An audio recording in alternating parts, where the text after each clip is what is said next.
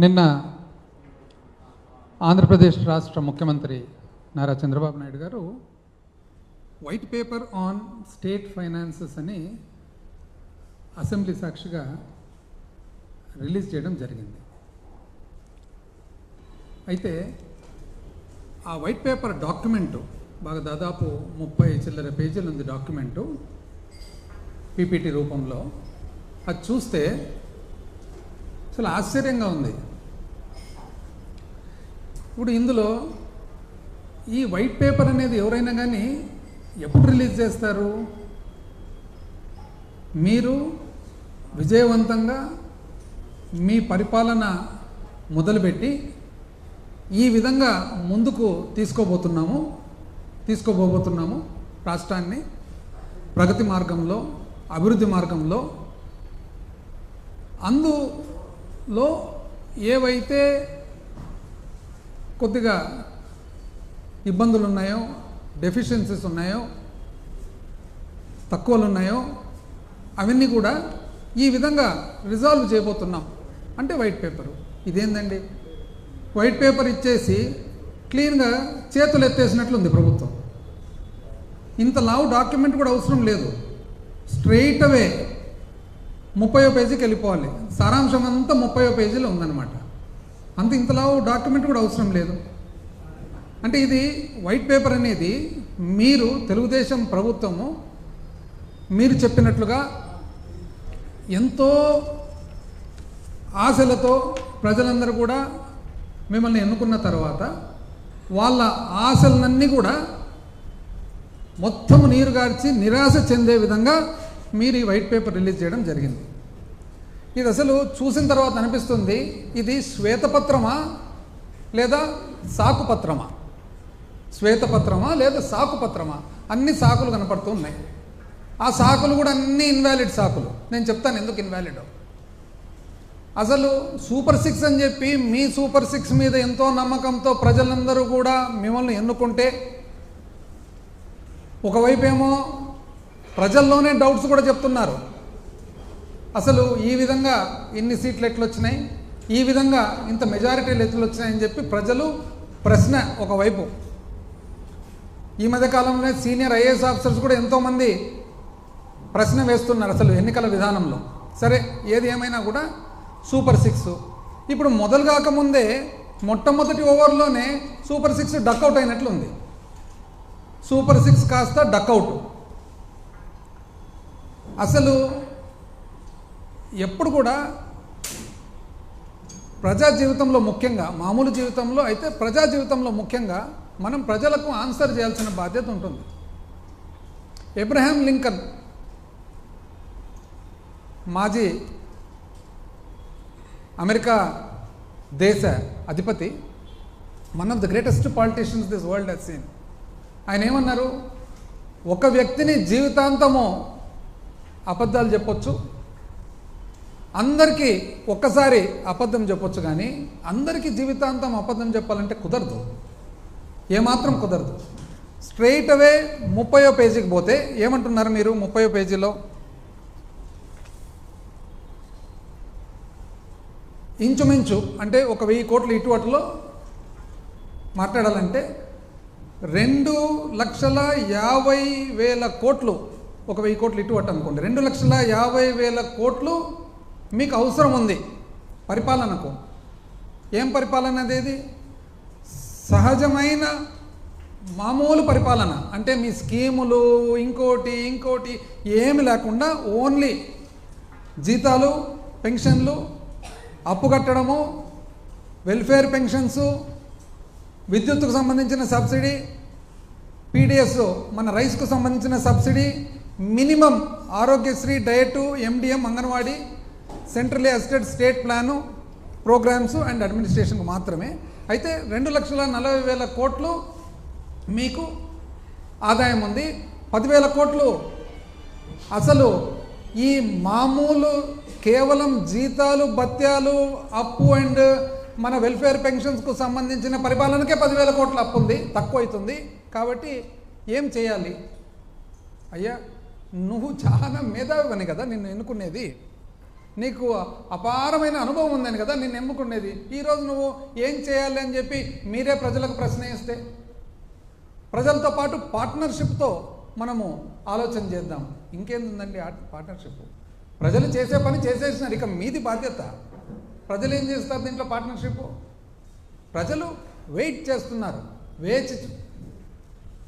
అసలు ఎప్పుడెప్పుడు మీరు ప్రతి ఒక్క ఇంట్లో ఉండే ప్రతి పిల్లలకు అమ్మఒడిస్తారు, ఎప్పుడెప్పుడు 18 ఏళ్ళు నిండంగానే మహిళలకు మీరు నెలకు 1500 ఇస్తారు, ఎప్పుడెప్పుడు 60 సంవత్సరాల ముందే 50 సంవత్సరాలకే మీరు 4000 రూపాయలు పెన్షన్ ఇస్తారు, ఎప్పుడెప్పుడు మీరు రైతు భరోసా 20,000 రూపాయలు సంవత్సరానికి ఇస్తారు, ఎప్పుడెప్పుడు మీరు మన అన్ఎంప్లాయిడ్ యూత్కి అంతా కూడా, నిరుద్యోగులకు అందరికి కూడా మీరు నెల నెల డబ్బులు ఇస్తారని చెప్పి అసలు కాసుకొని ఉన్నారు అందరూ. మీరు ఇవన్నీ పక్కన పెట్టి సూపర్ 6ను డకౌట్ రూపంలో పక్కన పెట్టి అసలు మామూలుగా చేయవలసిన స్కీమ్ కూడా, అంటే ఈ సమయానికి 5 సంవత్సరాలు కూడా అసలు బళ్ళు తెరిచేటప్పటికి ఇవ్వవలసిన అమ్మఒడి కూడా ఇవ్వకుండా ఆలోచన చేద్దాము, డేటా తీసుకోవాలి అంటే ఇదేందండి డేటా? అంటే మీరు 6 వైట్ పేపర్లు రిలీజ్ చేస్తారే, డేటా లేకుండానే రిలీజ్ చేస్తారా? అంటే డేటా లేకుండా వైట్ పేపర్ రిలీజ్ చేస్తారా? జగన్మోహన్ రెడ్డి గారు నిన్న మాట్లాడుతూ బాగా చక్కగా చెప్పినారు. ఏందుండండి డేటా? సింపుల్ డేటా కదా. పిల్లలు ఎంతమంది ఉన్నారు? 40 లక్షల చిల్లర మంది తల్లులు. పిల్లలు ఎంతమంది ఉన్నారు? 80 లక్షల చిల్లర మంది పిల్లలు. 80 లక్షల చిల్లరు ఇంటూ 15,000 మీరు చెప్పినదే. దానికేమి అంత పెద్ద డేటా ఏముంటుంది దీంట్లో? ఇంకా డేటా కావాలి అని అంటారు. అసలు ఎంత అన్యాయంగా అంటే ఫస్ట్ మొట్టమొదటి నుంచే మొదలు పెడితే ఏమన్నారు ఫస్ట్లో?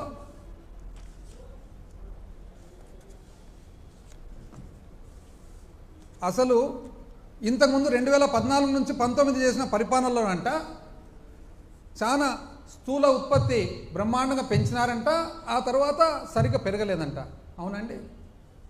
అంటే వైట్ పేపర్లో ఏదంటే అది రాసేస్తానే దాన్ని ఎవరు చదవకుండా దాని ఫ్యాక్ట్స్ ఫిగర్స్ తీయకుండా ఉంటాయండి. ఎప్పుడు కూడా స్టాండ్ అలోన్గా, అంటే ఆంధ్రప్రదేశ్ రాష్ట్రము 1 సంవత్సరం చూసుకొని దీన్ని మాత్రము, కేరళ రాష్ట్రం 1 సంవత్సరం చూసుకొని దీన్ని మాత్రం కాదండి, భారతదేశంలో మన భాగం ఎంత అనేది చూద్దాం. ఒక రెఫరెన్స్ పాయింట్ ఉండాలి కదా. అంటే ఇప్పుడు ఈ 5 సంవత్సరాలు కోవిడ్ ఉంది, కోవిడ్ సంవత్సరాలకు కోవిడ్ లేని సంవత్సరాలకు పోలిక పెట్టేదానికి అవుతుందండి? భారతదేశాన్ని అంతా పోల్చుకుంటాం. భారతదేశ వ్యాప్తంగా చూస్తే 2014-15 నుంచి 18-19, 14-15 నుంచి 18-19 దేశ స్థూల ఉత్పత్తిలో రాష్ట్ర స్థూల ఉత్పత్తి ఒక నిష్పత్తిగా తీసుకుంటే 4.47% అండి. అంటే దేశ స్థూల ఉత్పత్తిలో మనము 4.47% మన భాగం, మన కాంట్రిబ్యూషన్. 2019-20 నుంచి మనం 2023-24 అడ్వాన్స్ ఎస్టిమేట్స్ చూసుకుంటే దేశ స్థూల ఉత్పత్తిలో మన రాష్ట్ర స్థూల ఉత్పత్తి 4.82 అండి. అంటే 0.4% మీకంటే ఎక్కువ.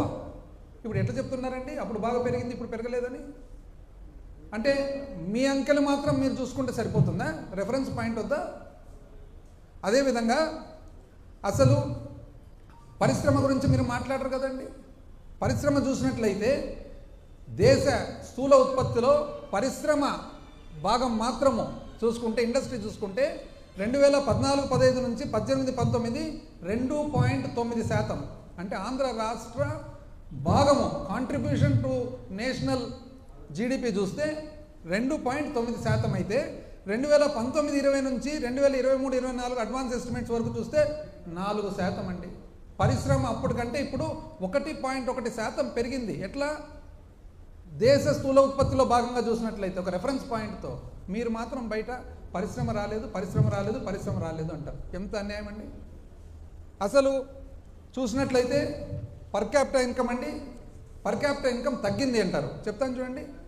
ఆంధ్రప్రదేశ్ రాష్ట్రము 2018-19 లాస్ట్ సంవత్సరం తెలుగుదేశం రిజిమ్లో మన పర్ క్యాపిటల్ ఇన్కమ్ వచ్చేసి 1,54,031 రూపాయలు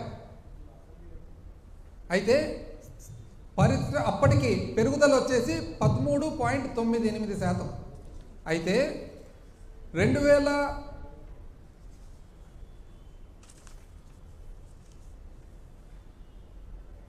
2015-16 నుంచి 2018-19 చూసినట్లయితే ఆ పీరియడ్లో 2018-19 1,54,031 రూపాయలు అయితే పెరుగుదల వచ్చేసి 11.38%. సేమ్ థింగ్ 2019-20 నుంచి 22-23 చూసినట్లయితే 2022-23 సంవత్సరంలో 2,19,518 రూపాయలు పెరుగుదల వచ్చేసి 13.98 అంటే 14%. ఎవరు ఎక్కువ అండి? 18-19లో ఉన్న 11.4% ఎక్కువనా, 22-23లో ఉన్న 13.98 అంటే 14% ఎక్కువనా? అదేవిధంగా per capital income at current prices and growth rates చూస్తే 2018-19లో ఆంధ్రప్రదేశ్ రాష్ట్రము 1,54,031 రూపాయలు ఇప్పుడు ఏదైతే చెప్పినానో అంతటితో 18వ ర్యాంకులో ఉంది. భారతదేశంలో 18వ స్థానంలో ఉంది. అయితే పెరుగుదల, అప్పటి పెరుగుదల చూస్తే 11.38% ఏదైతే చెప్పానో ఇంతకుముందు, అప్పటి పెరుగుదల ప్రకారం చూస్తే భారతదేశంలో 13వ స్థానంలో ఉంది. అయితే అదే 2022-23కి వచ్చేటప్పటికి ఆంధ్రప్రదేశ్ రాష్ట్రము నేను చెప్పిన 2,19,518 రూపాయలు ఏదైతే ఉందో భారతదేశంలో 7వ స్థానంలో ఉంది. పెరుగుదలలో చూసినట్లయితే 13.98 ఏదైతే 14% ఇంచుమించు నేను చెప్పినానో 6వ స్థానంలో ఉంది. అంటే 2018-19 వాళ్ళ పీరియడ్లో మనము 18వ స్థానము పర్ క్యాపిటల్ ఇన్కంలో ఉంటూ పెరుగుదల మాత్రము 13వ స్థానంలో ఉన్నాము. ఈరోజు మనము 22-23కి వచ్చేటప్పటికి పర్ క్యాపిటల్ ఇన్కంలో 7వ స్థానంలో ఉంటూ పెరుగుదల 6వ స్థానంలో ఉన్నాము. లేదండి ప్రగతి? ఎట్లా చెప్తున్నానండి? చెప్తాను, అన్నీ చెప్తాను. అయిపోయింది, ప్రెస్ కాన్ఫరెన్స్ అయినాక చెప్తాను. మధ్యలో ఆన్సర్స్ క్వశ్చన్స్ అంటే కష్టం కదా. అదేవిధంగా అన్నీ మీ క్వశ్చన్స్ అని లాస్ట్లో ఆన్సర్ చేస్తాను. ఈజ్ ఆఫ్ డూయింగ్ బిజినెస్ అండి. ఈజ్ ఆఫ్ డూయింగ్ బిజినెస్లో మేము నెంబర్ 1 అన్నారు. ఈజ్ ఆఫ్ డూయింగ్ బిజినెస్ చూసినట్లయితే 2015లో 2వ స్థానంలో ఉంటూ 2017-18కి వచ్చేటప్పటికి 1వ స్థానంకి వచ్చి రావడం జరిగింది. కరెక్టే. కానీ అప్పుడు ఈజ్ ఆఫ్ డూయింగ్ బిజినెస్ ఏ విధంగా లెక్కేసేవాళ్ళు? మనము సంస్కరణలు ఏవైతే చేస్తున్నామో అనే ప్రకారంగా ఈజ్ ఆఫ్ డూయింగ్ బిజినెస్ లెక్కేసేవాళ్ళు. 19-20 నుంచి 20-21 వరకు వచ్చేటప్పటికి వరుసగా 2 సంవత్సరాలు మా ప్రభుత్వంలో 1వ స్థానంలో ఉన్నాం. ఏ విధంగా 1వ స్థానంలో ఉన్నాము?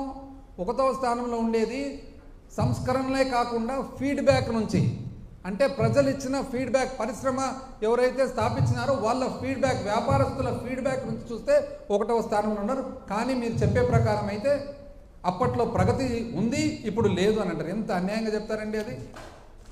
అదేవిధంగా డైవర్షన్ ఆఫ్ ఫండ్స్ త్రూ ఎంత అండి? ఇప్పుడు ఏ విధంగా డైవర్ట్ చేసినారండి?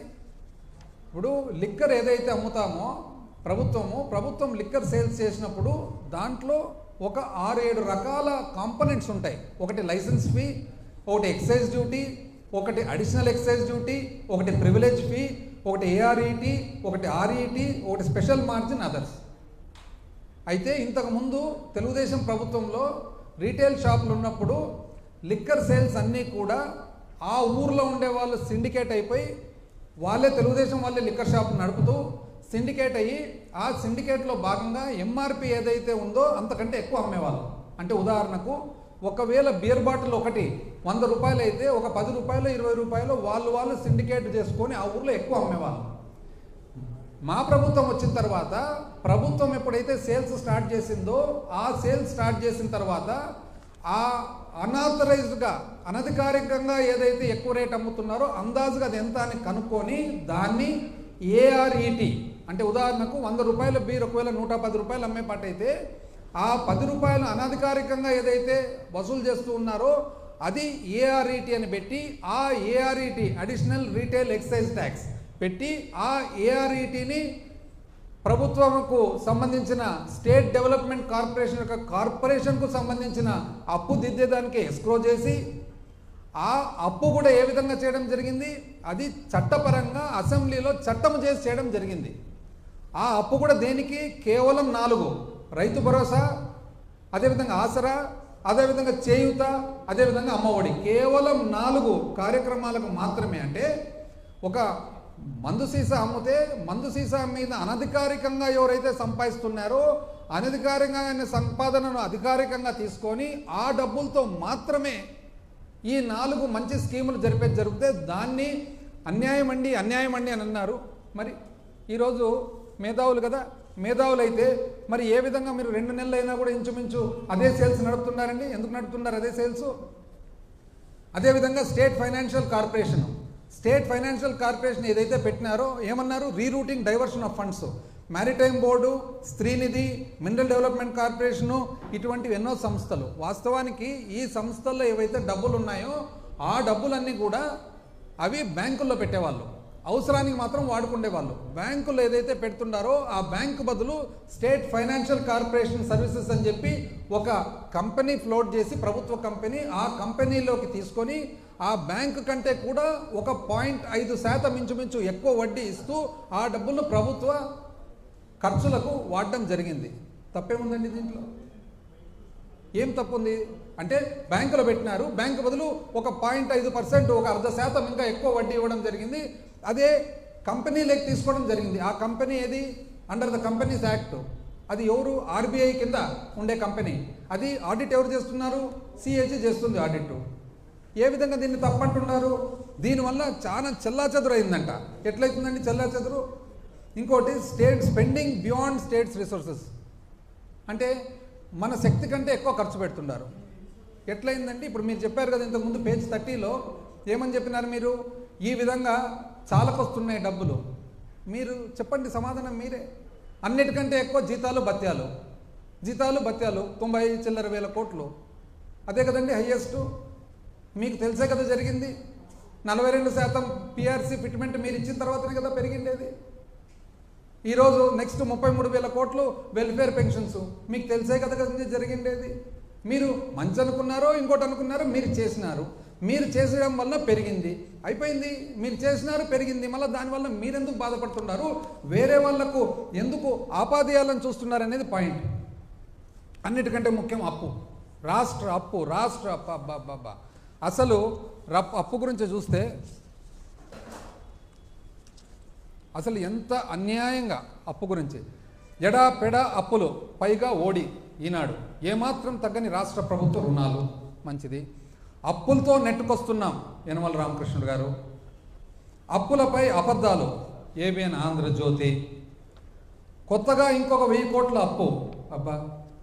అప్పుల్లో సరికొత్త రికార్డు. అబ్బా. ఇదెవరు? ఈనాడు. మరో 1000 కోట్లు అప్పు. ఈనాడు. 3,000 కోట్లు అప్పు. ఈనాడు. అనధికారికంగా అప్పులు. ఈనాడు.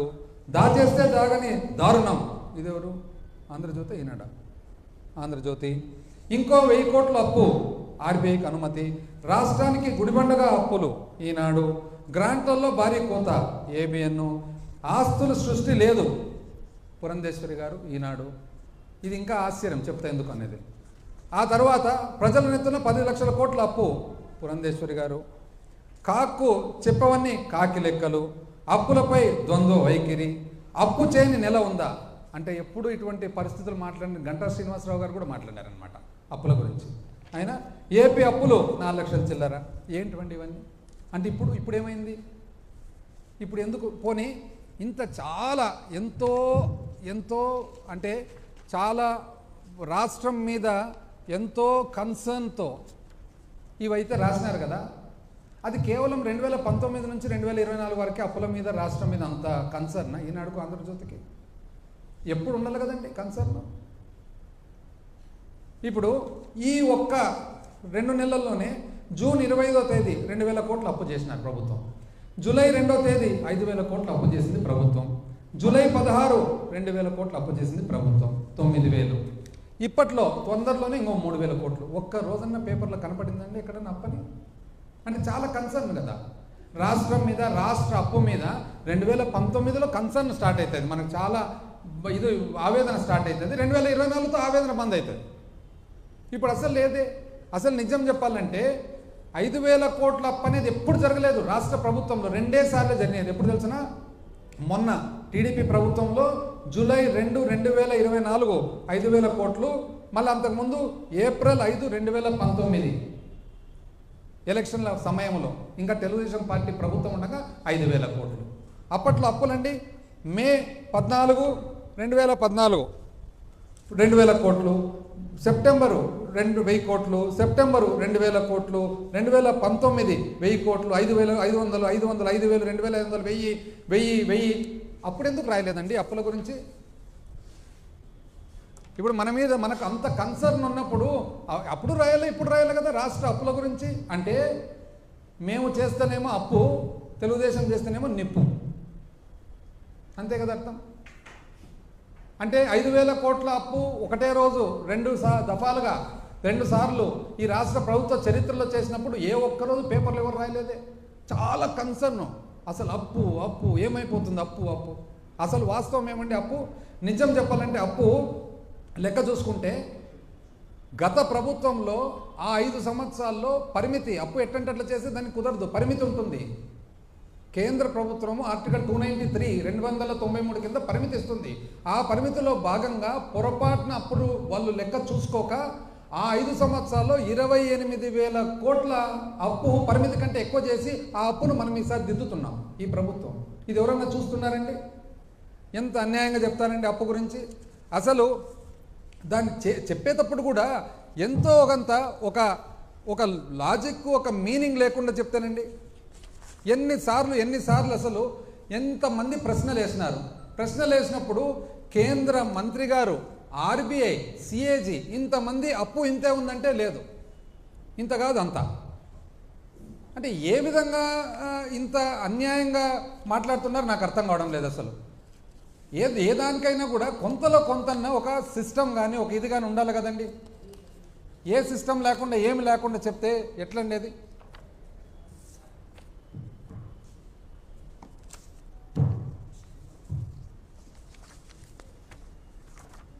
నిన్న ముఖ్యమంత్రి గారు చెప్పడం జరిగింది ఏమని, యావరేజ్గా 21% 2014 నుంచి 15లో పెరిగితే 12% చిల్లర 2019 నుంచి 24 వరకు పెరిగిందని లెక్కలతో పాటు ఇచ్చినారు.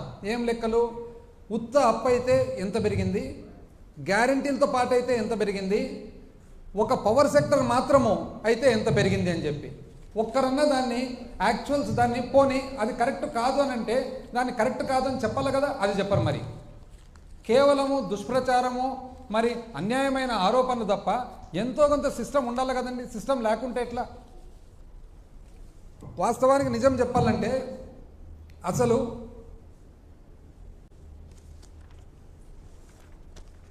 అప్పు గురించి 1,18,051 కోటి ప్యూర్లీ గవర్నమెంట్ అప్పు ఉండగా అది 2 లక్షల ఏది రాష్ట్రం ఏర్పడినప్పుడు 2014లో అది 2,71,795 కోట్లు. 2019 తెలుగుదేశం పార్టీ దిగిపోయేటప్పటికి అది 5,18,000 కోట్లు. 2024లో వైఎస్ఆర్ కాంగ్రెస్ పార్టీ దిగిపోయేటప్పటికి అన్నీ లెక్కేసుకుంటూ పోతే 21.63% పెరుగుదల. అంటే సంవత్సరం మీద సంవత్సరము 21.63% 2014 నుంచి 15 పెరిగితే 2019 నుంచి 24 వచ్చేటప్పటికి కేవలం 12.9%. కానీ అప్పు మాత్రం ఇప్పుడే ఎక్కువ జరిగింది అంటారు. ఎంత అన్యాయంగా చెప్తారండి. అదేవిధంగా అసలు పర్ క్యాపిటా అప్పు కూడా 2014 నుంచి 19 తలసరి అప్పు చూసినట్లయితే 21% ఉంటే తలసరి అప్పు 12% 2019 నుంచి 24 అయినా కూడా తలసరి పెరిగింది అని అంటారు. ఇంత అన్యాయంగా చెప్తే ఎట్లండి? అసలు మనం కూడా జర్నలిస్ట్గా మనం ఏదన్నా కొద్దిగా విశ్లేషణ చేసి రాసేటప్పుడు దానికి ఒక సమ్ బేసెస్, ఎంతో కొంత ఫ్యాక్చువల్ పొజిషన్. ఇప్పుడు పొలిటికల్ లీనింగ్స్ ఉండొచ్చు, ఒక్కొక్క మీడియా సంస్థకు ఒకరోజు పొలిటికల్ లీనింగ్స్ ఉండొచ్చు. నిజం చెప్పాలంటే వాస్తవము పొలిటికల్ పార్టీ తరఫున డైరెక్ట్గా పేపర్ ఉండేది ఎవరండి? ప్రజాశక్తి, విశాలాంధ్ర. వాళ్ళు ఎప్పుడన్నా రాంగ్ రాసినారండి? ఎప్పుడన్నా వాళ్ళు రాంగ్ రాసినారా? నాకు తెలిసి ఎప్పుడు కరెక్ట్గా ఉంటుంది వాళ్ళది. ఇన్ఫ్యాక్ట్ పొలిటికల్ పార్టీ తరఫున డైరెక్ట్గా పేపర్ పెట్టుకున్నారు కాబట్టి ఏదన్నా ఇటో అటో రాజకీయంగా రాయాలంటే వాళ్ళు రాయాలి, కానీ మిగతాది ఏదండి ఇంత అన్యాయంగా రాసేది? ఇది కాక ఫైనల్గా 31 పేజీకి వచ్చేసినారు. 31 పేజీకి వచ్చి ఫైనాన్షియల్ స్ట్రెస్, డిస్ట్రెస్. ఏమంటారు డిస్ట్రెస్ ప్రకారము? 2 లక్షల అంటే మీరు చెప్పే ప్రకారము మీరేమన్నారు ఫస్ట్, మీరు నన్ను గెలిపించుకోండి, బ్రహ్మాండమైన పరిపాలన ఇస్తాను, నేను సూపర్ 6 ఇస్తాను, ఇంటింటికి చూసినారు కదండి వీడియోలో వాళ్ళ మంత్రి ఒక ఆయన అసలు ఇంటింటికి పోవడము, అమ్మ ఎంతమంది ఉన్నారు పిల్లలు, నీకు 15, నీకు 15, నీకు 15, నీకు 15, 60, ఇట్లా 15, 16, 17, 18 ఇష్టాంతరాన్ని చెప్పుకుంటా ఇండ్లు తిరుగుతున్నాయి. పాపం అమాయకమైన పేద ప్రజలు ఎవరైనా కానీ ఎంతో కొంత పాపం ఆశ. మీరేమంటారు, సంపద సృష్టిస్తా అంటారు. ఈరోజేమో సూపర్ 6 ఫస్ట్ ఓవర్లోనే డక్అవుట్, చేతులు ఎత్తేస్తారు. అంటే మీరేమంటున్నారు ఇప్పుడు, అసలు సంపదలో మేము స్పెషలిస్ట్ అంటే అది కూడా చూద్దాం. ఇప్పుడు సంపదలో మీరికైనా స్పెషలిస్ట్ అయితే మీది పాత రికార్డు ఉంది కదా, చూద్దాం. 2014-15 అప్పుడు రాష్ట్ర రెవెన్యూ, స్టేట్ ఓన్ రెవెన్యూ 90,672 కోట్లు, 90,672 కోట్లు. 2018-19 మీరు దిగిపోయేటప్పటికి అది ఎంత అయింది, 1,14,671 కోటి, 1,14,671 కోటి. అంటే సంవత్సరం మీద సంవత్సరం పెరుగుదల సిఏజీఆర్ చూస్తే 6.09. మాకు పరిపాలన రాదు కదండి, మీరు ప్రజలకు అందరూ చెప్తున్నారు కదా మాకు పరిపాలన రాదని చెప్పి. మాకు చూద్దాం ఎట్లుందో. 2019-20 1,11,034 అయితే 2022-23 ఆర్ఈకి వచ్చేటప్పటికి, రివైజ్ ఎస్టిమేట్స్కి వచ్చేటప్పటికి 1,76,448. అంటే ఎంతండి, 16.7% సంవత్సరం మీద సంవత్సరం పెరుగుదల. ఇప్పుడు రాష్ట్రం బాగుందా లేదా అనే దానికి నిర్ధారణ ఏ విధంగా చూసుకుంటారు, రాష్ట్రానికి వచ్చే ఆదాయం అనేది ఒక ముఖ్యమైన విధానం కదా. రాష్ట్రానికి వచ్చే ఆదాయం చూస్తే 2014-15 నుంచి 2018-19 6% మాదిరిగా మీరు పెంచితే 2018-19 నుంచి 23-24 వచ్చేటప్పటికి 16% మేము పెంచినాం. కానీ మీకు సంపద సృష్టి వస్తుంది, మాకు మాత్రం సంపద సృష్టి రాదు అని చెప్పి చెప్తారు. పోనీ ఏ విధంగా మీరు బడ్జెట్ చేయలేకుండా ఉన్నారండి, ఎందుకు అంత సింపుల్ డాక్యుమెంట్ కదా బడ్జెట్, ఎందుకు మీరు చేయలేకుండా ఉన్నారు బడ్జెట్? ఇప్పుడు మేము చేసినాం కదా, జూలైలోనే బడ్జెట్ చేసినాము, ఎందుకు మీరు చేయలేకుండా బడ్జెట్? అసలు ఇప్పుడు ఓటన్ అకౌంట్ బడ్జెట్ మేము ప్రజెంట్ చేసినాం. ఓటన్ అకౌంట్ బడ్జెట్లో మేము టోటల్ ఎక్స్పెండిచరు 2,79,279 2,79,279 కోట్లు చూపించినాం బడ్జెట్. ఎంత వచ్చిందండి, 2,75,276 కోట్లు. అంటే మేము చూపించిన 2,79,279 కోట్లకు గాను అందాజుగా ఒక 4,000 కోట్ల కంటే తక్కువ డిఫరెన్స్తోనే బడ్జెట్ కంప్లీట్ చేసాం. మీరెందుకు చేయలేకుండా ఉన్నారండి? మీరు ఎందుకు చేయలేకుండా ఉన్నారంటే మీకు తెలియక కాదు. ఏముంటాయి దాంట్లో బడ్జెట్ ఫిగర్స్ ఏమంటే దాంట్లో రాబడి ఎంత ఉంటుంది, మీరు మూలధన వ్యయం ఎంత ఉంటుంది, మీరు ఖర్చు పెట్టేది ఎంత అని చెప్పి. మీకు 2 కారణాల వల్ల మీరు బడ్జెట్ పెట్టడంలే. ఎందుకు పెట్టడం లేదంటే, ఒకటి, ఎప్పుడైతే మీరు బడ్జెట్ పెడతారో అసలు అప్పు ఎంతనో చూపించాల్సి వస్తుంది. అసలు అప్పు ఎంతైతే చూపిస్తారో మీరు చెప్పిన, ఒకరైతే 14 లక్షలు, ఒకరు 13 లక్షలు, ఒకరు 10 లక్షలు, ఒకరు 12 లక్షలు. ఏందండి అన్యాయంగా? అరే ఒకవైపు కేంద్ర ఆర్థిక శాఖ మంత్రి వర్యులు చెప్పినారు ఏమని, అప్పు ఎంత ఉందని. ఒకవైపు సిఏజీ రిపోర్ట్ ఇస్తుంది, ఒకవైపు ఆర్బీఐ రిపోర్ట్ ఇస్తుంది. అది కాదని చెప్పి ఎవరు కొద్ది వాళ్ళు. అసలు అక్కడ కేంద్ర ఆర్థిక శాఖ మంత్రి వర్యులు స్టేట్మెంటు 4 లక్షల చిల్లర కోట్లు ఇస్తే, ఇక్కడ బీజేపీ స్టేట్ ప్రెసిడెంటు 13 లక్షలు అంటారు. ఎక్కడ 4, ఎక్కడ 13? ఏమన్నా అర్థం ఉందా దీనిలలో? అసలు ఇంత అన్యాయంగా దాంట్లో ఎట్లా? ఇప్పుడు చివరికి ఏం చేసినారు, 9,74,556 అంటారు. అది ఏ విధంగా? 4,38,278 రాష్ట్ర అప్పది ఒప్పుకుంటున్నాం, okay. Public account liability 80,914, okay. Corporation మీరు 2,48,000 అంటున్నాం, మేము కాదు 2,18,000 అంటున్నాం. కార్పొరేషన్ ఎట్లా తప్పపోతాయండి? కార్పొరేషన్ అకౌంట్స్ అన్నీ కూడా, ఏ అకౌంట్ చూసినా కూడా పబ్లిక్ కంపెనీస్ అవి. అంటే ఎలక్ట్రిసిటీ డిస్కాము, సివిల్ సప్లైస్, ఇవన్నీ కూడా ఆడిట్ జరుగుతుంది. కంపెనీస్ యాక్ట్ కింద ఫార్మ్ అయిన కంపెనీలో ఆడిట్ జరుగుతుంది. ఆ ఆడిట్ ఎవరు? సిఏజీ ఆడిట్ చేస్తుంది. ఎట్లా తప్పిస్తారండి వాళ్ళు? రెండో పాయింట్, సివిల్ సప్లైసు, పవర్ సెక్టరు 36,000 కోట్లు, 33,400 కోట్లు. అంటే డబుల్ ఎంట్రీనా? ఆల్రెడీ మీరు చెప్పిన కార్పొరేషన్ డెట్లో కార్పొరేషన్ లోపల వచ్చేస్తాయి ఇవి, రెండోసారి మళ్ళీ చూపిస్తారు. అంటే అంత అమాయకంగా ఉంటామా? అంటే ఒకవైపు ఆల్రెడీ కార్పొరేషన్ అప్పు కింద చూపిస్తారు, మళ్ళీ పవర్ది ఇంత అప్పు అని చెప్తారు. ఎట్లా వస్తుందండి? Out standing due to vendors అంటే కాంట్రాక్టర్లకు అప్పులంట. 90,000 కోట్లు ఇంకా అప్లోడ్ చేయలే అంటారు. అప్లోడ్ చేయని ఎట్లా చెప్తారండి మీరు అప్పని? అప్లోడ్ అయితే కదా మీకు తెలిసేది. అయిపోతుందమ్మా, అన్నీ అయిపోయి తొందరపడకు, ఉంది కదా టైం. అదేవిధంగా డ్యూస్ టు ఎంప్లాయీస్ ఒప్పుకుంటున్నాం. ఈ విధంగా చూస్తే ఎంత వస్తుందంటే ఇంచుమించు మేము చెప్పిన 7 లక్షల చిల్లర కోట్లకు దరిదాపులు దగ్గరకు వస్తుంది. కానీ మీరు మాత్రము ఎక్కడ మీరు చెప్పిన 14 లక్షలు, ఎక్కడ ఇంకోరు చెప్పిన 13 లక్షలు, ఎక్కడ ఇంకో లాస్ట్ చివరకు గవర్నర్తో కూడా అబద్ధం చెప్పిస్తారు 10 లక్షల కోట్లు అని చెప్పి. ఇప్పుడు దాన్ని రీచ్ కావాలా, ఎట్లా రీచ్ కావాలనేది దీనివల్ల మీరు ఇప్పుడు బడ్జెట్ ప్రజెంట్ చేయడంలే. రెండవది, మీరు బడ్జెట్ ఎప్పుడైతే ప్రజెంట్ చేస్తారో ఆటోమేటిక్గా బడ్జెట్లో మీరు మీ స్కీములన్నీ పెట్టాల్సి వస్తుంది కదా. ఇప్పుడు మీరేమంటున్నారు? డక్అవుట్ అన్నారు, ఏం చేసేదానికి కుదరదు కాబట్టి ఏం చేయాలనో ప్రజలతో సంప్రదిద్దామని. అంటే మీరు చాలా మేధావి అని చెప్పి మిమ్మల్ని ఇంత పెద్ద మెజారిటీతో ఎన్నుకుంటే మీరు ఇప్పుడు మళ్ళీ ప్రజలను అడుగుతామంటే అసలు ఇంతవరకు ఇవ్వవలసిన సింగిల్ అమ్మఒడి కూడా ఇలా నీకు 15 నీకు 15 నీకు 15 నీకు 15 అని చెప్పి తిరుగుతారు ఇల్లు. సింగిల్ 15 ఇలా ఇంతవరకు. మేము ఎట్లా నడిపినాం బడ్జెట్?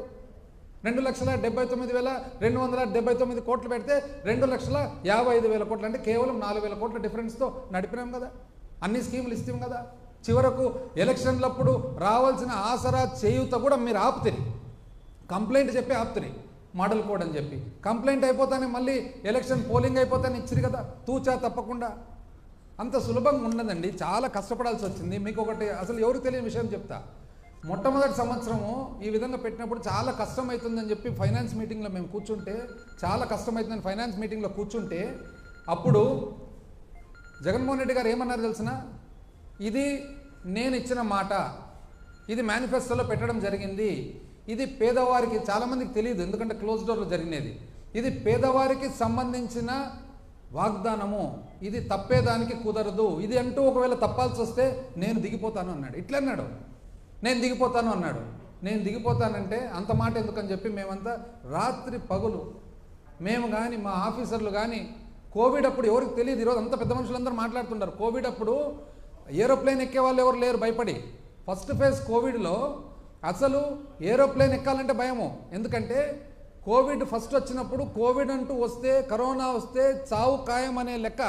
ఆ లెక్కలో ఖాళీ ఎయిర్పోర్ట్లు, ఖాళీ ప్లేన్లలో మేము తిరిగినామండి. ఒక్కసారి కాదు, నేను కానీ మా ఆఫీసర్స్ కానీ ఎన్నోసార్లు తిరిగినాం ఖాళీ ఎయిర్పోర్ట్లు, ఖాళీ ప్లేన్లు. ఆ విధంగా తిరిగి కేంద్రంతో రావాల్సినవి మంచి చెడ్డ ఆ రోజు కేంద్రం కూడా ఎంతో సహకరించింది. ఏ మాటకు ఆ మాటకు చెప్పాలా, కేంద్రం కూడా సహకరించింది ఆ రోజు.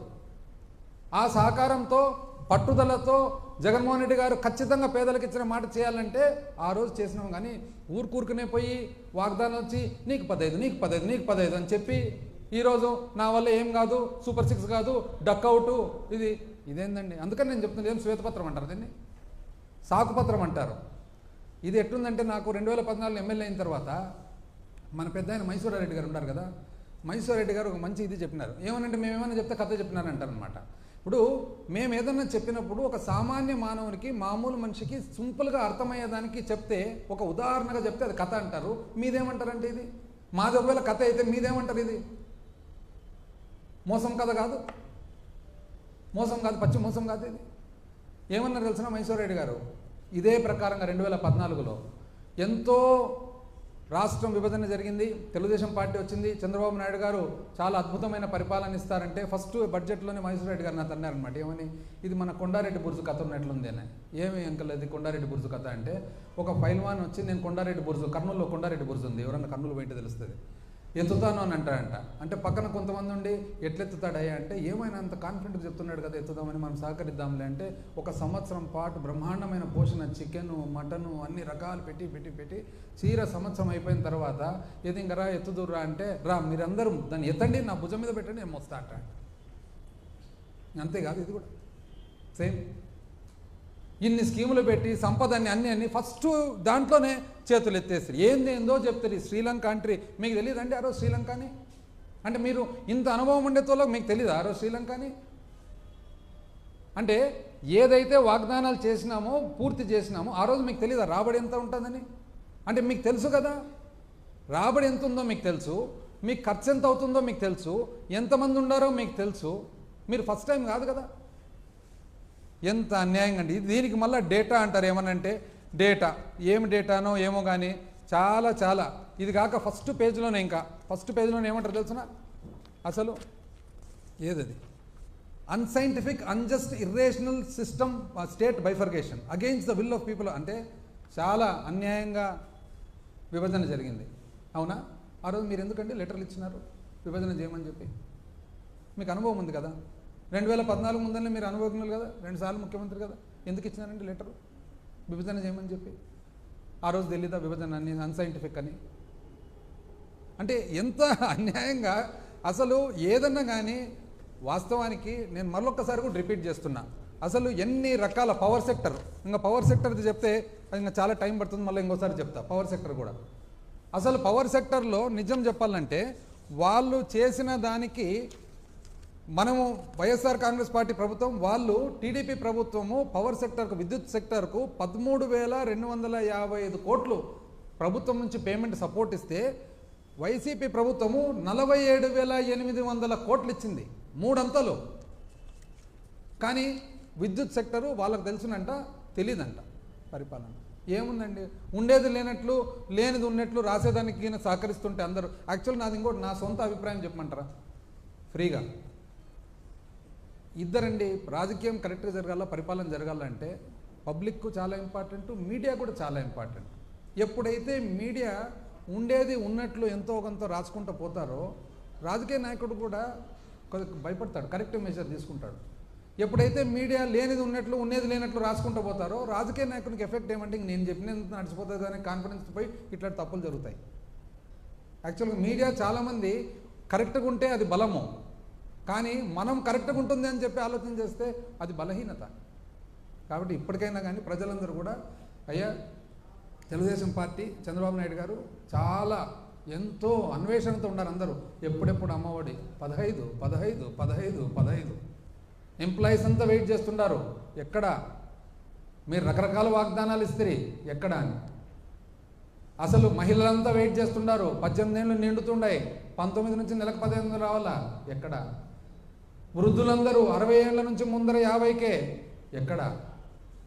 అసలు నిరుద్యోగులందరూ కూడా నెల నెల, ఎక్కడ. పిల్లలందరూ కూడా ఎంతమంది ఉంటే అంతమంది, ఇవన్నీ వెయిట్ చేస్తున్నారండి. మీరు ఒక్కటి కూడా కాకుండా అసలు సూపర్ 6 బై డక్అవుట్ అని ఫస్ట్ ఓవర్లోనే డక్అవుట్ అని చెప్పి ఇదంతా మీరు ప్రియాంబుల్ మాది ఎత్తేసేదానికి ప్రియాంబుల్ మాది పెడితే ప్రజలంతా అమాయకులండి. దయచేసి వద్దండి. మేము కష్టపడినట్లు మీరు కూడా కష్టపడండి. ఎంతో ఆలోచనతోనే, మీరు మేధావులు కదా, ఎంతో ఆలోచనతోనే వాగ్దానాలు చేసినారు. దయచేసి ఆ వాగ్దానాలంతా అట్ ద ఎర్లియస్ట్ కంప్లీట్ చేసేటట్లు చూడండి.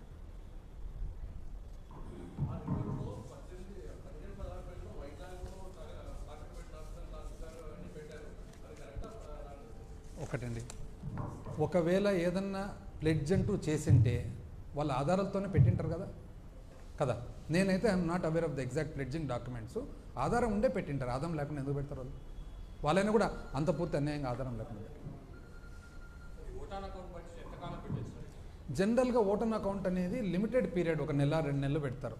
ఎందుకంటే అది కూడా ఓటన్ అకౌంట్ ఎందుకు వచ్చిందంటే కేంద్ర బడ్జెట్ ఎప్పుడు కూడా ఫిబ్రవరిలో మొదలైతే యాక్చువల్ అప్రోప్రియేషన్ మార్చ్ తర్వాత జరుగుతుంది. అయితే మార్చ్ ఏప్రిల్ నెలలో ఫైనాన్షియల్ ఇయర్ స్టార్ట్ అవుతుంది కాబట్టి జీతాలు అట్లాంటి ఏదైతే మన కమిటెడ్ అండ్ ఎసెన్షియల్ ఎక్స్పెండిచర్ ఉందో ఆ ఎక్స్పెండిచర్ వరకు చేసుకునే దానికి ఓటన్ అకౌంట్. అయితే fresh schemes, new schemes vote on అకౌంట్లో పెట్టి జనరల్గా ఓటన్ అకౌంట్ అవసరం లేదు. 2019లో మేము వచ్చినప్పుడు ఇమీడియట్గా పెట్టేస్తాం కదా. కోవిడ్ అప్పుడు కూడా పెట్టినాం కదా షార్ట్ ఓటన్ అకౌంట్. కోవిడ్ అప్పుడు వెరీ షార్ట్.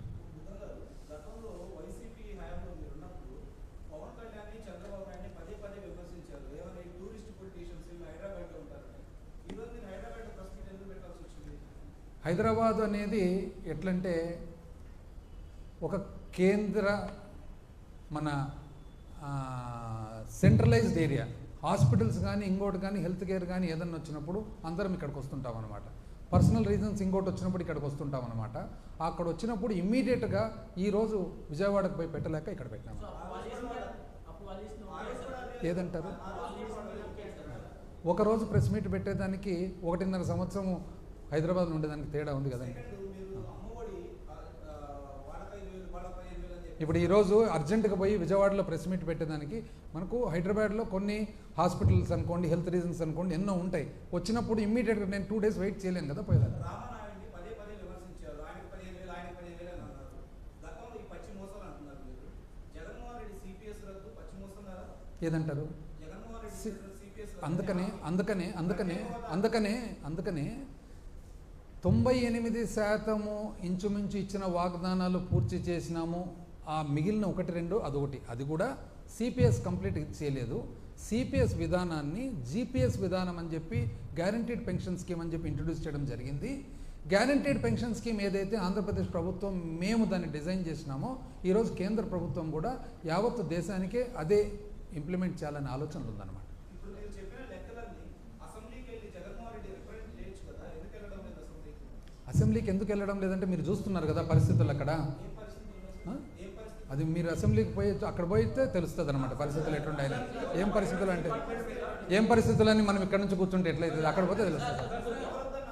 గడిచిన ప్రభుత్వం ఎట్లా నడిపింది ప్రభుత్వాన్ని, ఫైనాన్షియల్ రిసోర్సెస్ ని ఎట్లా ఎక్స్ప్లాయిట్ చేసిన దాని ఆధారంగా కొత్త ప్రభుత్వం నిర్ణయాలు తీసుకోవడానికి మీరు వదిలిందే ఉందండి. మీరు మద్యపానం వచ్చే రెవెన్యూ అంతా కూడా రానున్న 15 సంవత్సరాలు 20 సంవత్సరాలు టార్గెట్ వెయిట్ ప్రభుత్వ ఆస్తులు కూడా మీరు నో మీరు ప్రభుత్వ ఒకటి వినండి వినండి అమ్మా, చెప్తా. ఇప్పుడు మీరు ప్లెడ్జ్ చేసిన కాదు 2,50,000 కోట్ల బడ్జెట్ యావరేజ్ తీసుకుంటే 5 సంవత్సరాల మీద 12,50,000 అవుతుంది. ప్లెడ్జ్ చేసినది 250 కోట్లు సరేనా? 12,50,000 కోట్ల బడ్జెట్ మీద 250 కోట్లు ప్లెడ్జ్ చేసిండేది. అదొకటి. రెండో పాయింట్ ఏదైతే మీరు చెప్పినారో మద్యపానం మీద ఇది ఒరిజినల్ ఇన్కమ్ కాదు. ఏదైతే ప్రైవేటు రీటైల్ వ్యాపారస్తులు అమ్మవలసిన రేటు కంటే కూడా ఎక్కువ రేటుకు అమ్ముతున్నారో అది మాత్రమే చేసినారు తప్ప ఒకవేళ ప్రైవేట్కి నడిపింటే ఆ డబ్బులు వచ్చేటివే కాదు. పెరిగింది కదమ్మా. నువ్వు స్టడీ చేయలేదని